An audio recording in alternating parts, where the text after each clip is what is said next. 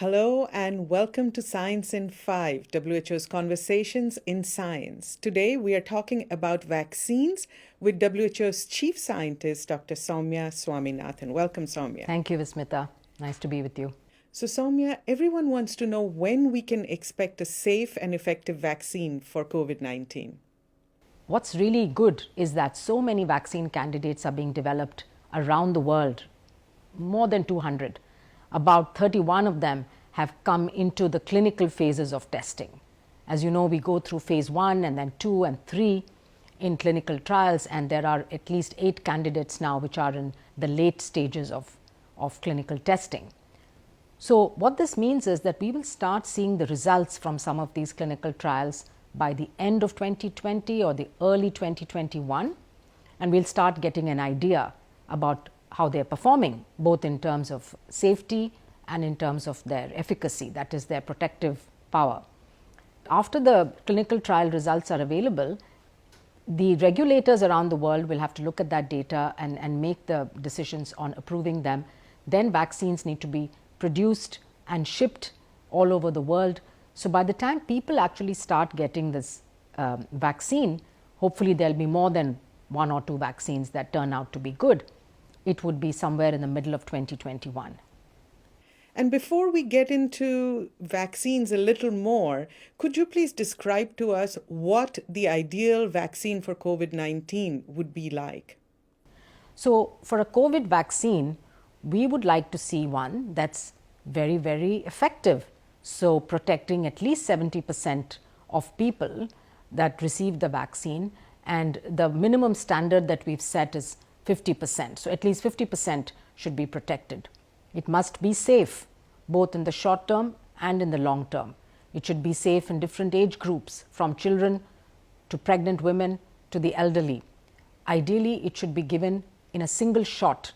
It should provide immunity for as long as possible, certainly for several years.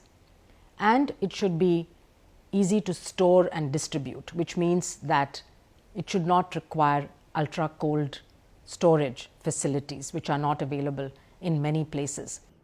Soumya, as the world rushes to develop a vaccine for COVID-19, there are concerns about its safety and efficacy. How will WHO and countries ensure that this vaccine is safe?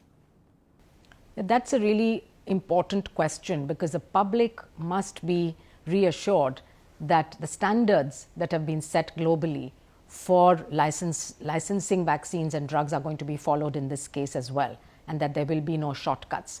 So while we talk about speed and scale and what we can do to support that, we must remember that the benchmarks that have been set, so we talked about the minimum efficacy of a vaccine, the safety profile of a vaccine, the other characteristics of the vaccine that regulators would look at, those must be fulfilled. And the developers must be able to show the data both to the regulatory agencies in countries as well as to WHO. And as you know, we have a process called pre-qualification, where we give a vaccine or a drug a stamp of quality approval, and all of these factors are taken into consideration. We also have the Scientific Advisory Group of Experts on Immunization, the SAGE, that makes the policy guidance on vaccines, and they're going to be looking at this data very carefully before they make recommendations on the use of vaccines, which populations, what precautions are to be taken, how it is to be used, etc. Soumya, once a vaccine is approved for mass deployment, how would WHO and health authorities decide who should get this vaccine and why? So this is something that we've been discussing with the member states, with countries. I think every government is thinking about this now. People are thinking about it. This is also an ethical question for people.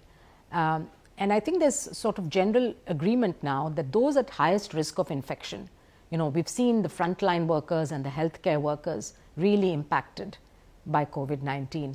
And so in most countries, I think the consensus is that they need to be protected. Those who are at the front lines, who have to do their jobs in order to keep everybody else safe and healthy. So because we're going to have limited doses of vaccines initially, so everyone cannot get it, on day one. it's going to take months and years to be able to ramp up to the billions of doses needed to protect, 60, 70% of the population. So next in line would be those who are highly vulnerable, the elderly, people who have, pre-existing diseases, underlying conditions, which put them at higher risk of mortality and of getting seriously ill with COVID. So those would be the people to prioritize, and then gradually one could expand into the other parts of the population as well. Thank you, Soumya. There you have it. WHO's Chief Scientist, Dr. Soumya Swaminathan, giving you the latest on vaccines. Remember, as new information comes in, WHO will keep you updated through our website and various social media channels. So stay tuned, stay safe, and stick with science.